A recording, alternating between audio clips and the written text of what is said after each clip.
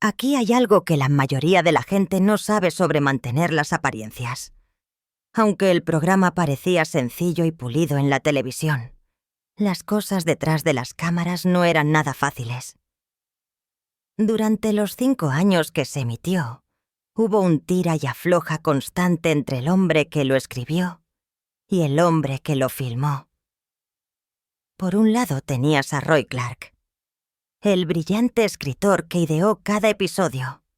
Por otro, Harold Snow, el productor y director que realmente tenía que dar vida a esos episodios. El choque se redujo a la forma en que trabajaba Clark. A diferencia de la mayoría de los escritores que se quedaban en el set y ajustaban las cosas a medida que avanzaba la filmación, Clark se encerraba. Le gustaba escribir solo. No visitaba el set y rara vez se molestaba en ver los episodios terminados. Suena bien, ¿verdad? Excepto que esto significaba que a menudo escribía escenas que eran geniales en el papel, pero casi imposibles de llevar a cabo en el mundo real. Imagínense un guión que pidiera algo que un set no pudiera manejar físicamente, o un diálogo que no funcionara del todo, con la forma en que los actores tenían que moverse en cámara.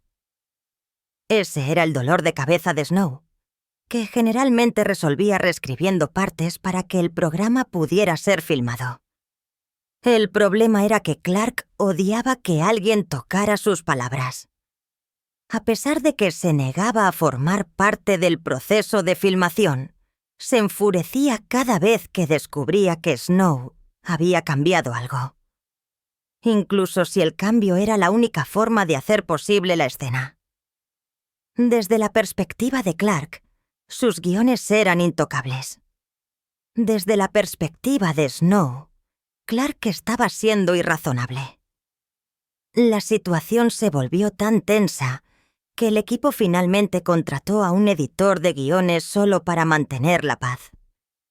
Su trabajo consistía en ir y venir entre los dos hombres, explicarle los cambios a Clark, calmarlo y transmitir sus comentarios a Snow y al equipo.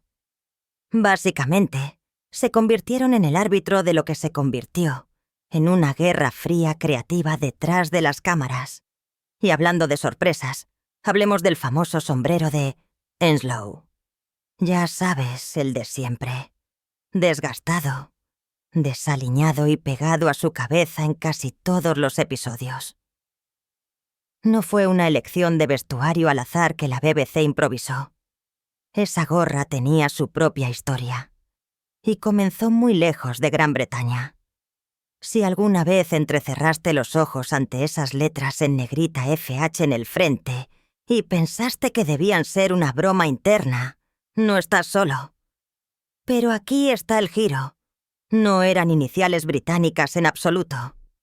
FH significaba Fulton Hogan Limited, una empresa constructora neozelandesa que construye carreteras y pistas de aeropuertos.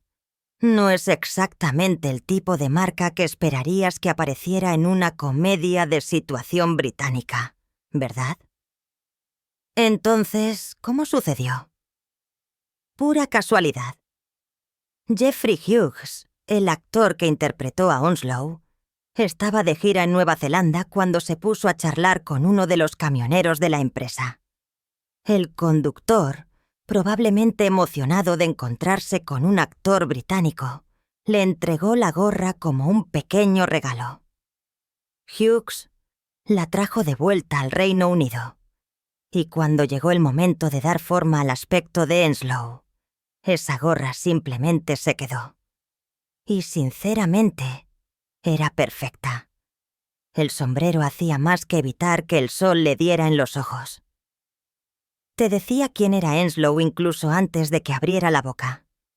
Un hombre al que no le importaba la moda, las apariencias ni impresionar a nadie.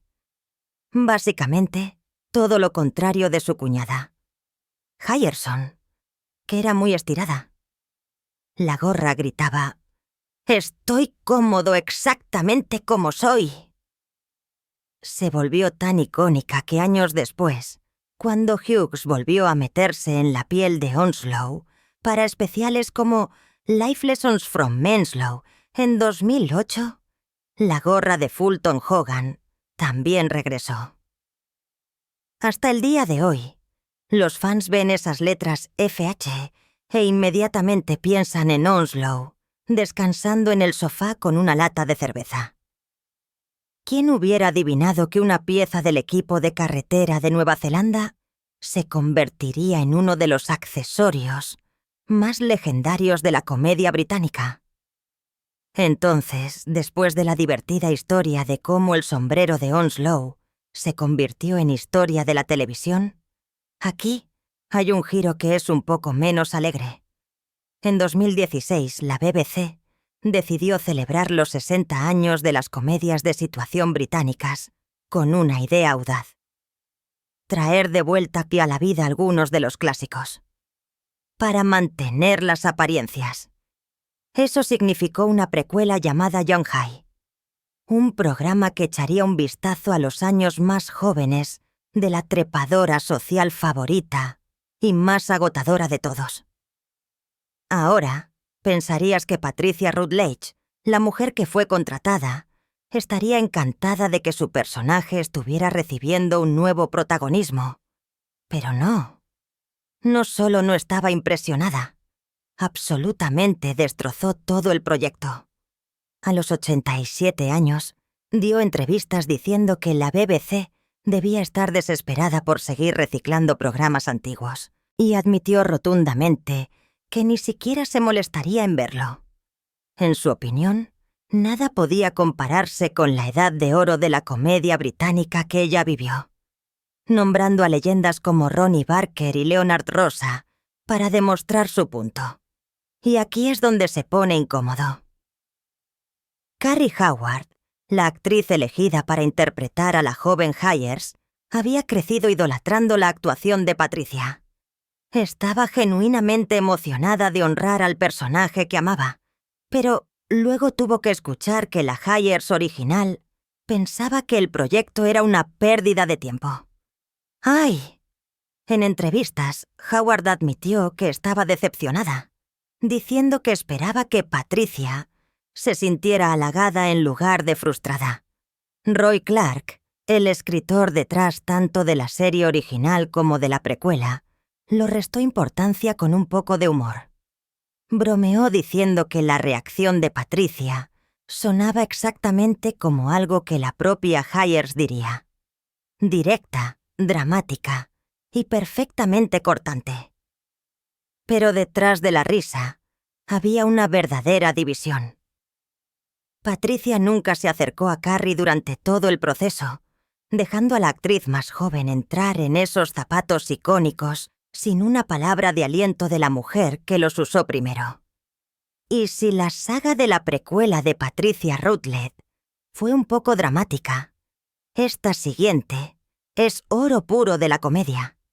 Piensa en Bucket y su obsesión con su precioso juego de té.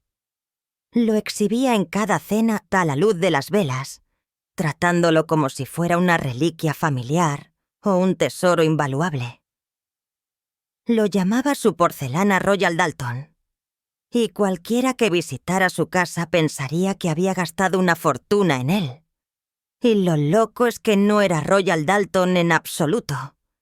El juego en el programa en realidad provenía de una compañía llamada Bracza, hecha por la Cluchina Company, que había existido desde la década de 1890. Las delicadas flores azules y las hojas grises que Hayasin insistía en que eran vígaros ni siquiera se llamaban así. Eran parte de un patrón llamado Bonsa. El departamento de utilería simplemente le dio un nombre más elegante para que sonara más elegante, perfectamente en sintonía con la obsesión de Hayerson con las apariencias. Técnicamente, no estaba completamente equivocada. Royal Dalton había comprado la Colquill-Cliff China Company en la década de 1970, pero el patrón en sí mantuvo la marca original.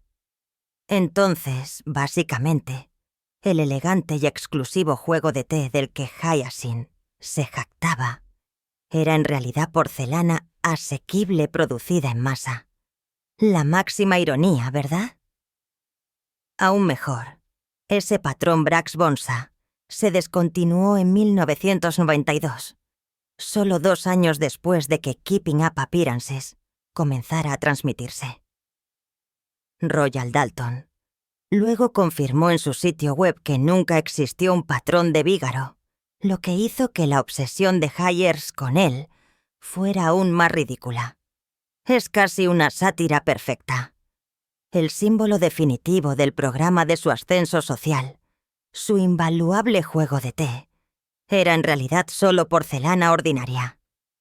Y eso es exactamente lo que lo hizo tan divertido y cercano. La mitad de nosotros tenemos esa cosa que exageramos para impresionar a los demás, pensando que grita lujo, cuando en realidad, bueno, todos los demás pueden decir que es solo ordinario. Hay puede haber insistido interminablemente en su Royal Dalton, pero la declaración de moda de Daisy no podría haber sido más diferente. Olvídate de la porcelana fina y los conjuntos cuidadosamente coordinados. Daisy era instantáneamente reconocible gracias a una humilde prenda de vestir, su sencillo cardigan gris. No llamativo, no elegante, pero absolutamente perfecto para su personaje. Ese cardigan resumió a Daisy mejor de lo que las palabras podrían hacerlo. Le dio una apariencia suave y accesible, al mismo tiempo que insinuaba las luchas silenciosas de alguien atrapado en una vida menos glamorosa con Onslow. Los espectadores no necesitaban grandes discursos para entenderla. Podían leerlo en ese suéter desgastado y cómodo. Ni siquiera fue hecho a medida para el programa. Judy Cornwell, quien interpretó a Daisy, lo encontró ella misma mientras buscaba en el enorme departamento de vestuario de la BBC. Piénsalo como una tienda gigante de segunda mano para disfraces, rieles y rieles de ropa de viejas producciones esperando un nuevo papel. Cornwell vio el cardigan. Instantáneamente vio a Daisy en él y lo convirtió en parte del look del personaje. Esa pequeña decisión hizo maravillas. El cardigan se convirtió en la marca registrada de Daisy, lo que la hizo destacar en la pantalla, incluso en una escena concurrida. También destacó la comedia de la división de clases del programa. Hyacinth esforzándose constantemente por parecer elegante, mientras que Daisy usaba el mismo cardigan acogedor, sin una pizca de vergüenza. Para cuando terminó la serie, el cardigan ya no era solo un disfraz. Era Daisy. Un simple suéter gris se había convertido en un símbolo de su gentil personalidad, su resistencia y la silenciosa satisfacción que su pretenciosa hermana nunca pudo lograr. Ahora las cosas se están poniendo aún más interesantes. El hecho de que Keeping Up Appearances terminara en 1995 no significó que Roy Clark estuviera listo para empacar el mundo de Hyer para siempre.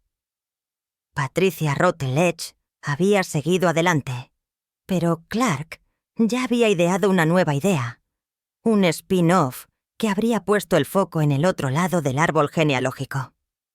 El programa iba a llamarse Mind Your Manners, que es un título tan inteligente, ¿verdad?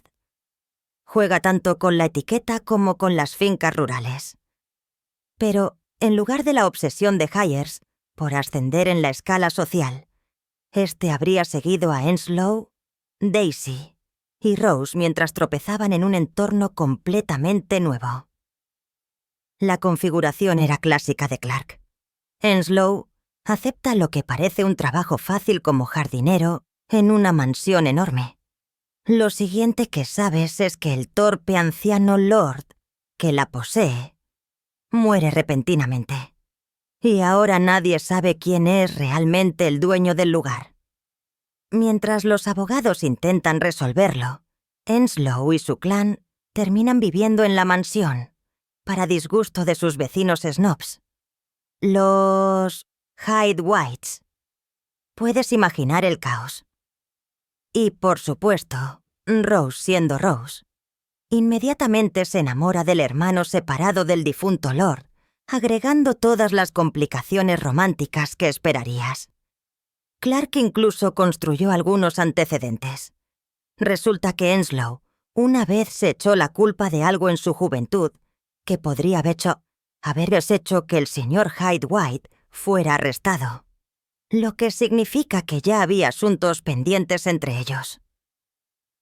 Para completar las cosas, Sue Pollard estaba en conversaciones para interpretar a Dorothy Doy Henshaw, la excéntrica ama de llaves que se queda en la finca.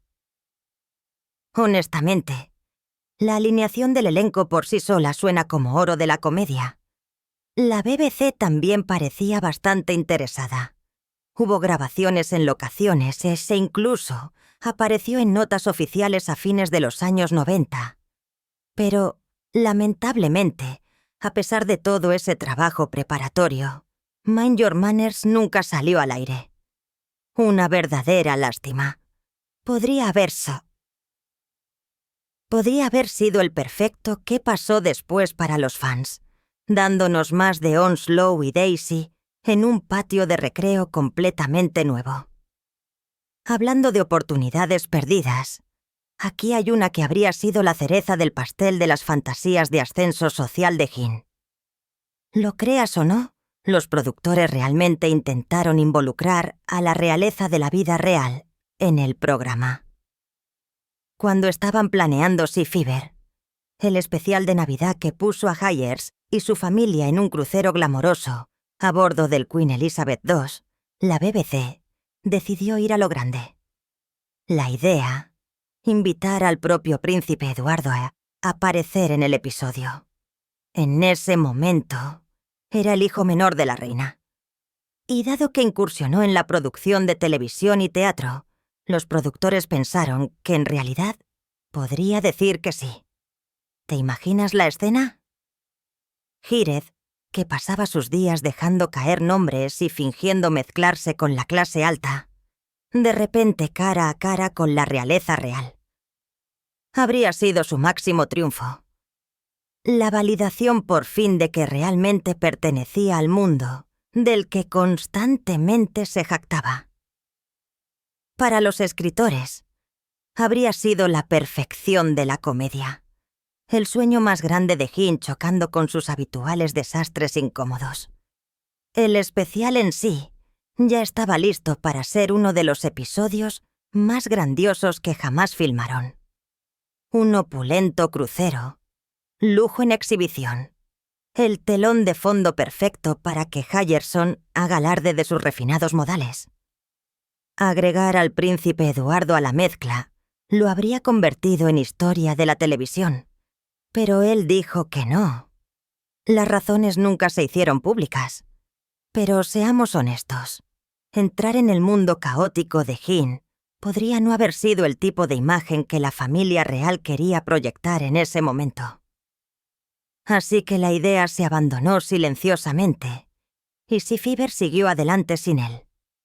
Aún así, el hecho de que la BBC incluso se sintiera lo suficientemente segura como para invitar a la realeza a una comedia de situación, dice mucho sobre lo enorme que se había vuelto Keeping Up Appearances.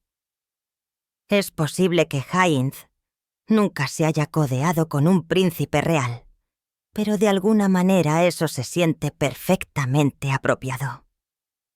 Sus sueños más grandes siempre un poco fuera de su alcance. Después de ese roce real con el príncipe Carlos, es curioso pensar que la verdadera autoridad para mantener las apariencias no era el palacio, sino la propia Patricia Rutledge. Puede que haya sido famosa por hacer que la cubeta de Hyer fuera más grande que la vida, pero detrás de las cámaras fue muy clara sobre una cosa. Hyacinth tenía límites. La mayoría de la gente no se da cuenta de que Rutledge Se negaba rotundamente a filmar escenas si pensaba que hacían a Hayashi demasiado increíble.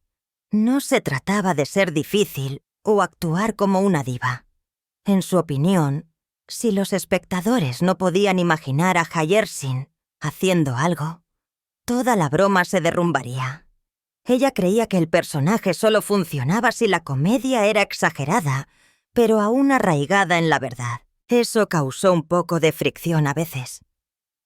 Roy Clark, el escritor del programa, amaba soñar con estos grandes, a veces escandalosos momentos, mientras que Harold Snow, el productor, a menudo tenía que actuar como pacificador entre las ideas salvajes de Clark y la insistencia de Rutout en mantener las cosas con los pies en la tierra. Cada vez que Routledge se resistía, Snow tenía que esforzarse por modificar el guión para que siguiera siendo divertido, pero aún creíble. Y sinceramente, no se equivocaba. Routledge tenía una comprensión tan fuerte de quién era Hayerson, sus peculiaridades, su orgullo, sus pequeñas obsesiones que podía sentir instantáneamente si algo se sentía fuera de lugar. Con sus antecedentes teatrales y años de experiencia, no era tímida para decir que Hines simplemente no haría eso. El resultado fue que los episodios pasaron por borrador tras borrador con todos trabajando para lograr el equilibrio perfecto. No siempre fue un camino fácil, pero valió la pena. Incluso en su forma más ridícula, Hayer todavía se sentía real. Y esa es exactamente la razón por la que la gente la amaba. Siguiendo adelante. Si hay algo que los fans de Keeping Up Appearances nunca olvidarán, es a Hind respondiendo a su amado teléfono blanco delgado. Tenía todo un ritual en torno a levantando el auricular con perfecta compostura y anunciando la residencia de Bouquet. La señora de la casa hablando. Para ella, ese teléfono no era solo un teléfono. Era su forma de demostrar que era una mujer de clase e importancia. Pero aquí está la broma. Casi nadie quería hablar con ella. Casi todas las llamadas que recibió a lo largo de la serie fueron números equivocados. Y no cualquier número equivocado. La gente seguía marcando su número por error, mientras intentaba pedir comida para llevar a un restaurante chino local, en lugar de reconocer la solución obvia, simplemente cambiar su propio número. Hines se lanzaría a discursos indignados sobre cómo el restaurante debería ser el que cambiara el suyo. Fue hilarante, pero también una escritura brillante. Esas interminables llamadas para llevar se convirtieron en un símbolo de la vida de Hayashi en general. Deseaba tanto ascender en la escala social y estar rodeada de aristócratas y dignatarios, pero la realidad seguía tirándola de vuelta en bomba a la tierra. Anhelaba invitaciones a eventos elegantes, pero todo lo que recibía eran solicitudes de cerdo agridulce. Y lo mejor de todo, nunca se dio cuenta de cuánto ese teléfono exponía lo mismo que más trataba de ocultar: su mediocridad. Hablando de sorpresas inesperadas, Hayerson no era la única que escondía capas. Jeffrey Hughes, a quien todos conocemos y amamos como el desgarbado Onslow con chaleco, en realidad tuvo una fama muy diferente mucho antes de convertirse en la pesadilla de Jim como cuñado.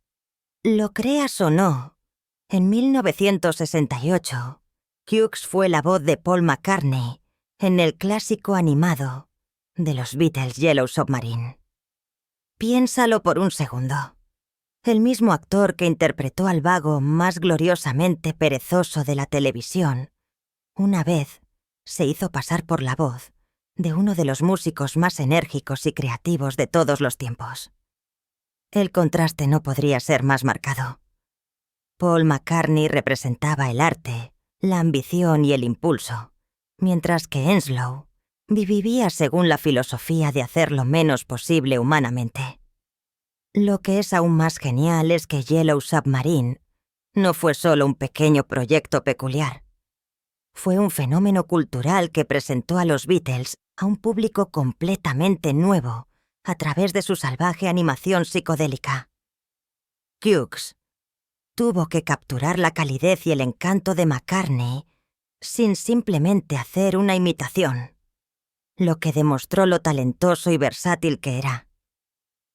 Y sin embargo, la mayoría de las personas que veían Keeping Up Appearances no tenían idea de que el hombre que descansaba frente al televisor, con su chaleco, había sido la voz de un Beatle.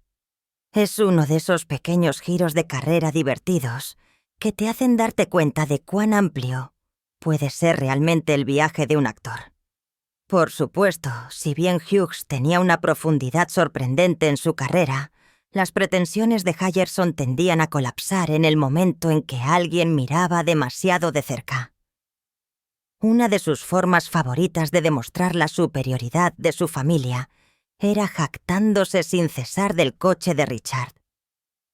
Trataba su Rover 206S berlina de 1987 como si fuera una especie de Rolls-Royce, a menudo alardeando de él, mientras criticaba los vehículos inferiores, propiedad de sus vecinos.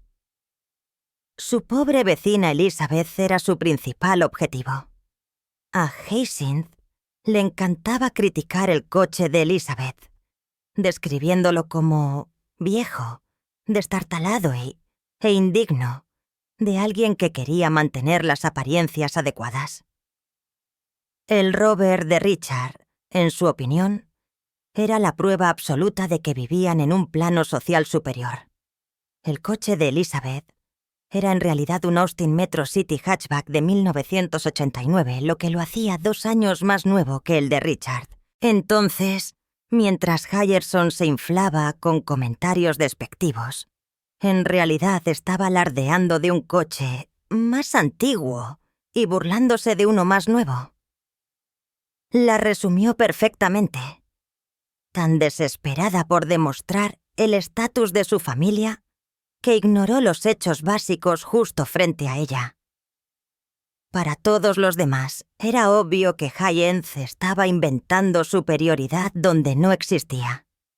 Pero para ella, el Rover de Richard era una insignia de honor, prueba de clase, y sin embargo, otro ejemplo de cómo se las arreglaba para convertir la vida cotidiana en una comedia continua de delirios. Si pensabas que la obsesión de Hutcherson con las apariencias terminaba con sus comentarios sobre el Rover de Richard, piénsalo de nuevo. Su influencia en realidad llegó mucho más allá de la comedia televisiva. Más de una década después de que Keeping Up Appearances terminara, su nombre surgió en estudios y discusiones en los medios durante la crisis financiera de finales de la década de 2000. Las familias de repente se enfrentaban a presupuestos más ajustados e ingresos inciertos. Pero algunas personas simplemente no podían renunciar a la imagen que se habían construido para sí mismas.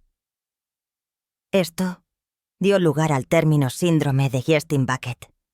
Describió a individuos y familias que, al igual que Hyacinth, hicieron todo lo posible para mantener la ilusión de riqueza y estatus. Incluso cuando los cheques de pago se redujeron y los empleos desaparecieron, siguieron organizando cenas lujosas, comprando artículos de lujo a crédito y continuando con costosas actividades sociales, todo para evitar parecer menos exitosos de lo que alguna vez fueron. El problema era que esta negativa de adaptarse a menudo empeoraba las cosas. El aumento de la deuda, el estrés financiero y la tensión doméstica se convirtieron en efectos secundarios comunes. Sin embargo, el miedo a la vergüenza social superó las decisiones financieras prácticas. En esencia, las personas con el síndrome de Hyacinth-Bucket estaban más preocupadas por las apariencias que por la realidad. al igual que la famosa trepadora social del programa. Lo notable es que un personaje de comedia de situación ficticio de la década de 1990 se convirtió en el homónimo de un fenómeno psicológico real.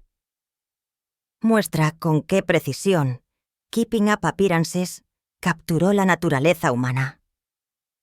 Los esfuerzos a veces absurdos que la gente hace para proteger su imagen, incluso a expensas de su propio bienestar. Gracias por ver.